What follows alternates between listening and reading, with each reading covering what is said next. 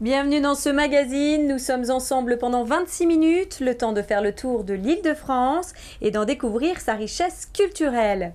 Des lieux à découvrir, des monuments à visiter, des artistes à ne pas rater, c'est tout de suite dans Grand Paris Culture. Dans ce numéro, nous vous parlerons musique avec le Grand Zébrock 2013. Nos caméras étaient sur Paris à la soirée de lancement de ce tremplin musical pour prendre la tendance du moment. Connaissez-vous le Ferry, le nouveau lieu de vie culturelle à Palaiseau? Nous vous emmènerons dans cet espace où toutes les formes d'expressions artistiques se rencontrent à travers des animations novatrices. Et puis, gros plan dans cette édition sur une comédie sociale actuellement en tournée dans toute l'Île-de-France. Sunderland met en scène avec émotion un sujet tout à fait d'actualité, les mères porteuses. Savez-vous qui était Le Corbusier? Un architecte très en avance pour son époque, un créateur artistique et technique de constructions immobilières révolutionnaires. Né en Suisse, puis naturalisé français dans les années 30, il est l'un des plus grands architectes du XXe siècle. Et qui plus est, une référence de l'architecture moderne. Grand Paris Culture vous emmène à Poissy, dans les Yvelines, visiter une de ses créations, la Villa Savoie. Ce bâtiment est classé au titre des monuments historiques depuis 1965. Il est désormais ouvert au public. Visite des lieux avec Philippe Pémal.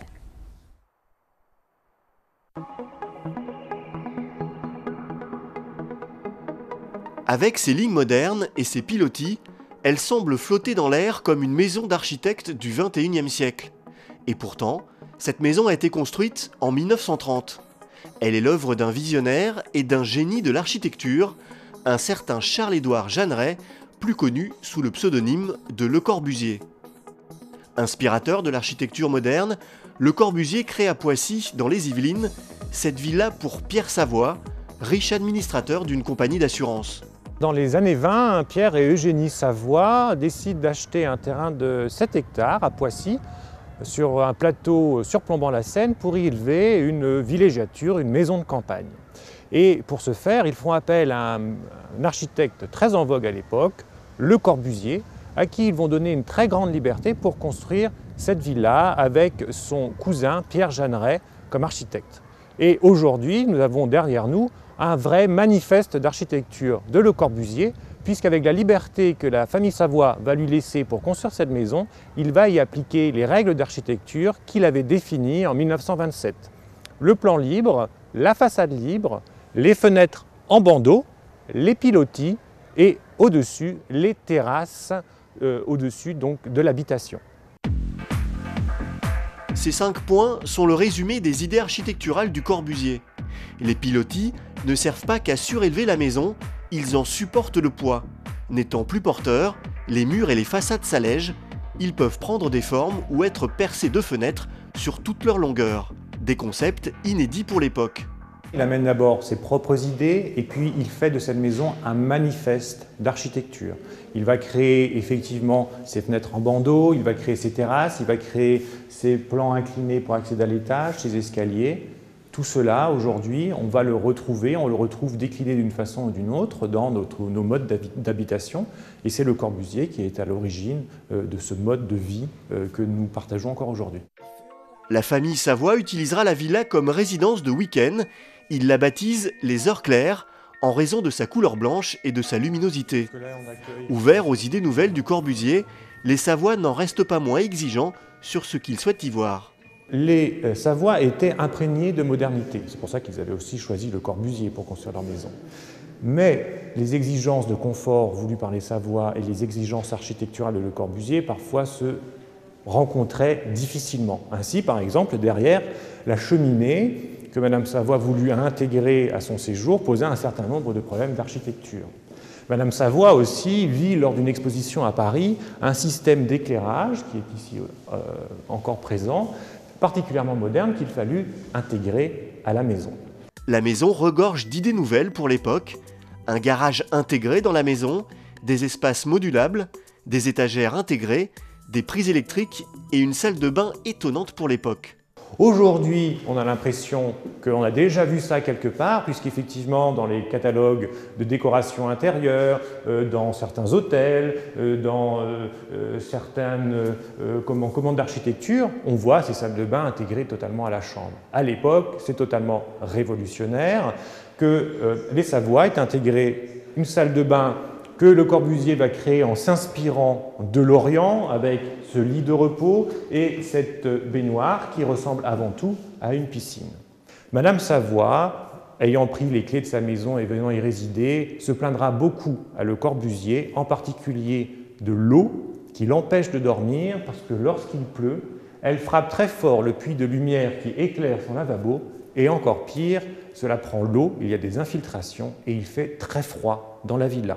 Et Le Corbusier devra donc répondre à ces questions techniques afin que les propriétaires et commanditaires de cette maison puissent totalement en profiter. Finalement, les Savoie n'habiteront que très peu la maison en raison de gros problèmes d'étanchéité et d'isolation. Des problèmes qui ne seront résolus que lors de sa restauration dans les années 60. Entre-temps, la villa est occupée pendant la guerre, puis laissée à l'abandon et condamnée à être rasée. C'est à ce moment-là que Le Corbusier, ainsi que la famille Savoie, qui était encore vivante à ce moment-là, s'est mobilisé, a lancé une mobilisation internationale afin de sauver la Villa Savoie. Et c'est donc André Malraux, ministre de la Culture du général de Gaulle, ami de Le Corbusier, qui fit classer la villa et qui la fit acheter aussi par l'État, ce qui fait qu'aujourd'hui, la villa est gérée par le Centre des Monuments Nationaux, ouverte à la visite, et que c'est un monument national, mais plus qu'un monument national, c'est un monument international, puisqu'ici on reçoit énormément de visiteurs étrangers, puisque Le Corbusier, c'était certes un architecte d'ici, un architecte français, mais un architecte qui a marqué l'histoire de l'architecture du monde entier.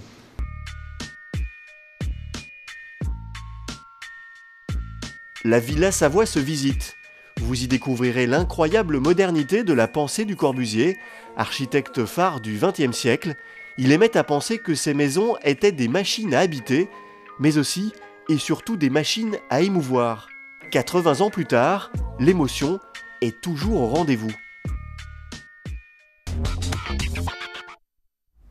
Lancement du Grand Zébrock 2013. C'est au Zèbre, à la salle de concert du quartier de Belleville à Paris, que l'association de Noisy-le-Sec Chroma Zébrock a lancé son tremplin musical. Ici, pas de reprise, les groupes jouent leurs propres compositions. Alors, qui sont les 10 lauréats sélectionnés et quelle sera la tendance musicale de cette année? Réponse avec Edgar Garcia, le directeur de Zébrock, au micro de Fanny Wegscheider de TVM Est Parisien. Vagabonde, hardie, talentueuse, on est ravis de travailler avec tous ces groupes qui vous ont été présentés. Voici les 3 mots utilisés pour décrire la sélection du Grand Zébrock 2013. Et c'est au Zèbre à Belleville qu'a été lancée cette nouvelle édition du tremplin musical. Une soirée pour découvrir les 10 groupes franciliens sélectionnés parmi plus de 200 candidats. Cette année, le concours sera rock.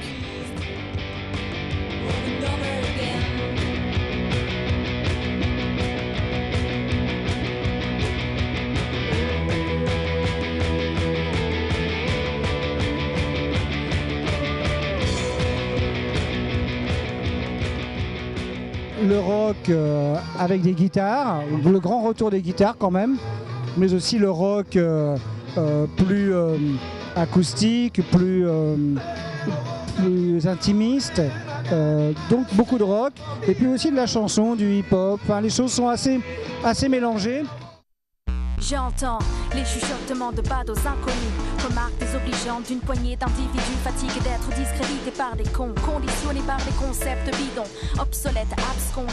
Le Grand Zébrock, c'est un concours, mais pas seulement.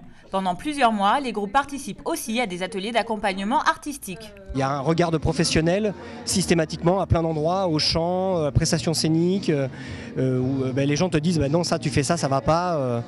Et c'est parfois des petites choses, mais nous ça devrait nous faire progresser assez vite. Enfin du moins on espère. La biche si belle, il y a quelques instants. La biche si belle, il y a quelques instants. Cette année, le groupe Nicolas Haas est le seul représentant de la Seine-Saint-Denis Et c'est justement un groupe du 93 qui a lancé le Grand Zeb Rock 2013. Wet, We Eat Tortoises, vainqueur de l'édition précédente. Cette soirée nous annonce une année pleine de talents, pleine de découvertes, de surprises et surtout d'émotions parce que Zeb Rock, c'est de l'émotion. Pour découvrir les 10 groupes sur scène, rendez-vous les 2 et 3 avril prochains à Canal 93 à Bobigny. Un jury sélectionnera 3 finalistes. Le Ferry est le nouveau lieu culturel de la ville de Palaiseau.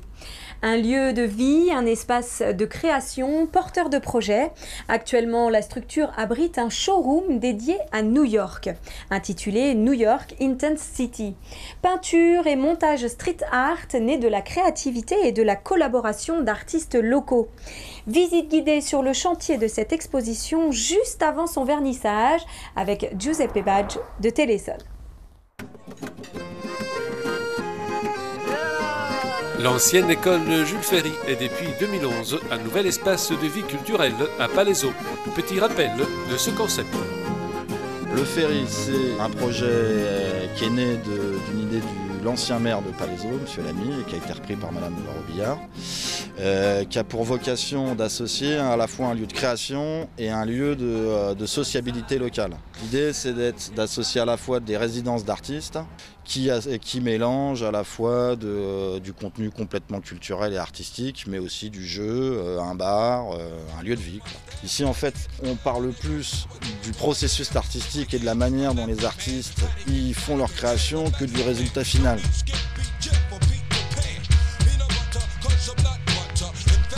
Là, je suis en train de découper un pochoir, multicouche. Le concept, c'est une représentation toute simple d'un personnage qui est coupé juste en dessous de la ligne des yeux, comme vous pouvez le voir ici en fait. Donc, vraiment, là, c'est une couche de fond. Ça représente OGB, qui est un célèbre rappeur new-yorkais qui faisait partie du Wu-Tang, qui est malheureusement mort maintenant. Donc, on peut dire que c'est un hommage. Actuellement, le Ferry abrite depuis quelques semaines un collectif d'artistes piloté par Zone d'Art. Leur objectif, la création d'un showroom intitulé New York Intense City. On s'est arrêté rapidement sur New York parce que ça nous semble être la ville la plus emblématique, cosmopolitaine, associant les différentes cultures. Donc on a voulu faire un petit voyage, je dirais assez subjectif de cet environnement, avec donc une déambulation sur le dit showroom. Ce concept-là a été repris en fait dans les années 80 jusqu'à aujourd'hui à des fins artistiques. Et donc un showroom, c'est vraiment recréer une atmosphère artistique spécifique dans lesquelles souvent on mêle plusieurs arts. On est 6 artistes, dont un collectif de jeunes artistes street art basés sur nos airs, les LZK. Je travaille aussi en collaboration étroite avec Lilian Perdereau, qui est plasticien, artiste, qui m'a aidé à faire tout le montage. Un photographe, Cédric, qui va mettre en valeur des clichés de New York. Les travaux de mise en place de cette exposition sont en cours. Visite guidée en compagnie d'Alexandre. Ici, on est dans la salle qu'on appelle la salle bar, donc vous voyez, c'est encore un petit peu en chantier. Mais lors des vernissages, c'est ici que sera accueilli le public et c'est ici qu'auront lieu les prestations musicales aussi. Ici, nous sommes dans la salle showroom, donc c'est le showroom à part entière, où les œuvres sont en fait affichées, où un parcours a été installé pour que le public soit vraiment en interaction avec les œuvres.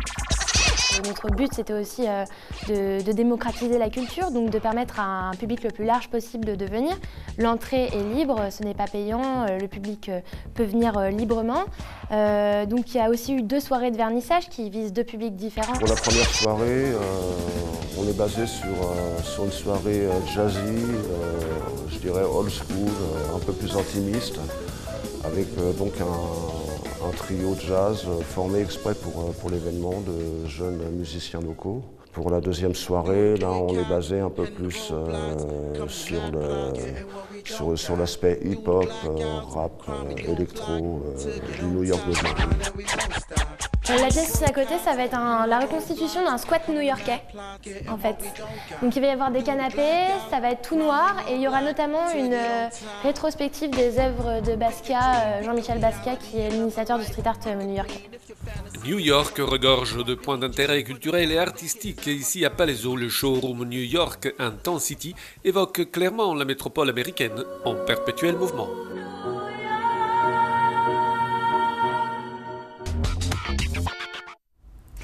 Parlons théâtre maintenant avec Sunderland, une comédie sociale actuellement en tournée dans toute l'Île-de-France. Le jeune auteur Clément Coche signe 2 pièces. La première, Les ailes sombres d'un ange, primée par le ministère de la Culture, et Sunderland, lauréate du prix Beaumarchais. L'histoire de Sally qui a cruellement besoin d'argent et de ce couple d'avocats londoniens qui cherchent une mère porteuse. Un sujet d'actualité, une comédie à l'anglaise forte en émotion.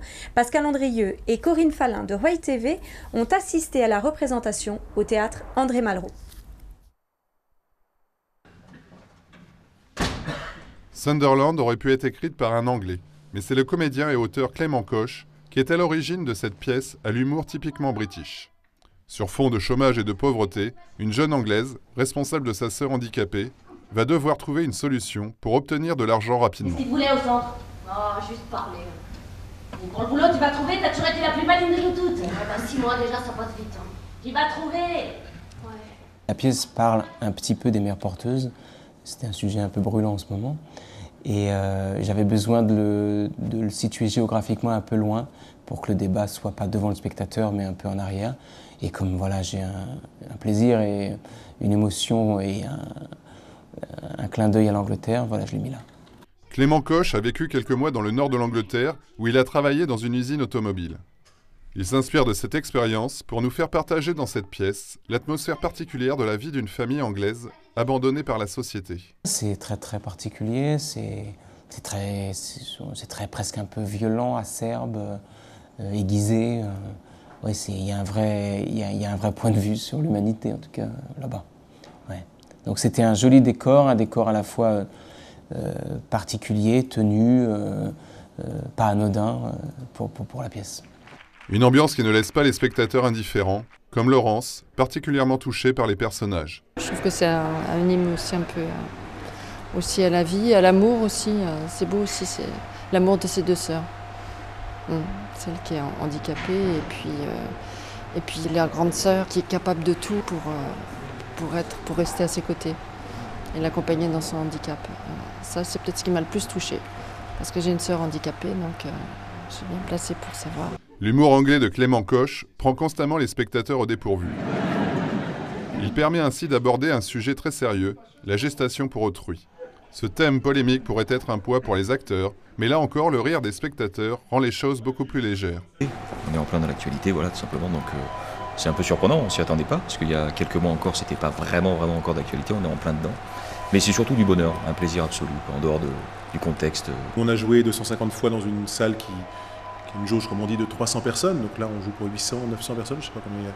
C'était un vrai plaisir parce qu'on est submergé par les vagues de rire. C'est vraiment génial. La pièce a été jouée 250 fois au Petit Théâtre en 2012. La tournée en province, en Belgique et en Suisse se poursuit en 2013 avec encore une trentaine de dates de programmées. Je vous emmène maintenant dans le Val d'Oise, dans le nouveau complexe socio-culturel des Hautes-Cergies. Mélanger un lieu culturel avec un équipement public, c'est le pari tenté par la ville de Cergy avec Visage du Monde. On peut à la fois refaire son passeport, emprunter un livre, s'essayer au dernier jeu vidéo, aller au spectacle ou visiter une expo. Un concept novateur, unique en France, visite guidée du lieu avec Christophe Régaud de VOTV. Voici un lieu culturel d'un nouveau genre. Sur 3500 m², Visage du Monde abrite à la fois une médiathèque, un pôle numérique, un cybercafé, une maison de quartier, une salle de spectacle et une mairie. L'objectif, faire des rencontres à tous les étages, un mélange des genres parfaitement volontaire. La personne qui est venue faire sa carte d'identité puisse se faire embarquer dans une expo numérique, dans un atelier d'informatique, dans effectivement une compagnie de danse qui est en train de répéter, voir qu'il y a des spectacles. On dit souvent dans le milieu culturel qu'on cherche à croiser les publics, qu'on cherche à les développer. Là, l'idée, c'est que le public il est captif quelque chose qui vient pour complètement autre chose. Visage du Monde, c'est un lieu de brassage, de diffusion et de création aussi, tourné autour des cultures urbaines et des arts numériques.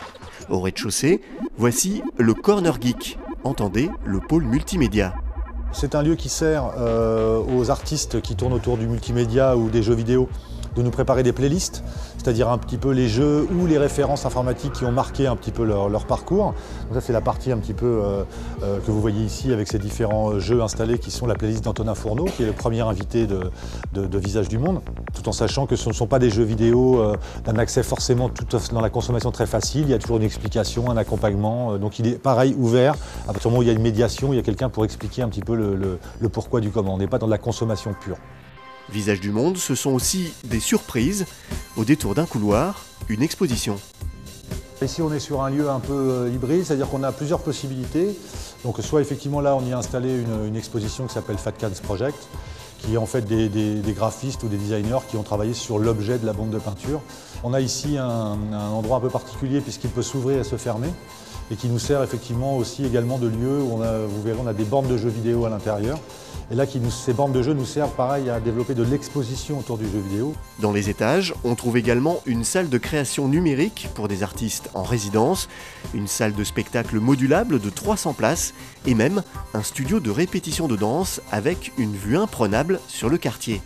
Mais le plus de cet équipement culturel, c'est la mairie de quartier, un lieu où l'on peut faire l'ensemble de ces démarches.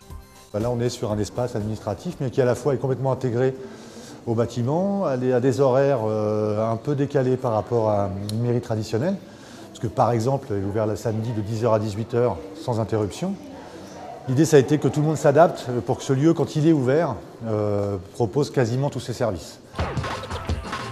Visage du Monde se veut le nouveau lieu de rendez-vous et de rencontre des habitants du quartier du Nautilus des Hauts-de-Cergy, un espace qui reste même ouvert le dimanche. Comment trouver les fonds pour faire fonctionner un lieu tel que l'Opéra Royal de Versailles ? Cette structure culturelle ne perçoit aucune subvention, elle doit donc trouver son financement dans les recettes des entrées de spectacle ou par du mécénat d'entreprise. Un mécénat qui vient de s'ouvrir aux toutes petites sociétés. Bien que parler d'argent dans le monde culturel ne soit pas facile, Catherine Zulato et Guillaume Camps de TV Fil 78 ont tout de même posé la question. Dernière répétition de Platée de Rameau jouée à l'Opéra Royal de Versailles. Dans ce théâtre tant voulu par Louis XIV s'enchaînent des spectacles tout au long de l'année. Ce petit chef-d'œuvre d'astuce et de grâce fait tout en bois ne perçoit aucune subvention. Ses financements, l'Opéra Royal les tient des recettes d'entrée, mais surtout des mécènes. Le Cercle de l'Opéra, c'est donc son nom, regroupe 12 mécènes. Le cercle existe depuis 2009. Il vient de s'ouvrir aux PME et aux TPE, aux toutes petites entreprises. C'est la possibilité de faire des choses qu'on n'aurait peut-être pas pu faire.